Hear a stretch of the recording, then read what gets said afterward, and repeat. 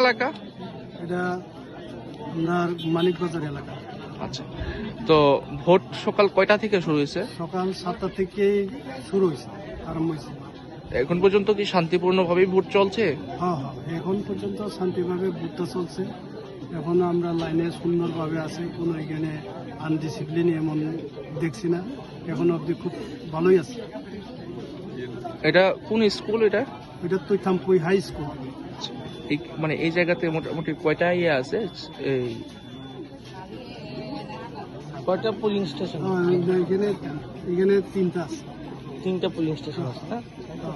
এটা হচ্ছে বাক নং 30, আর এটা হচ্ছে 31, এইভাবে এখানে বাক নং আছে।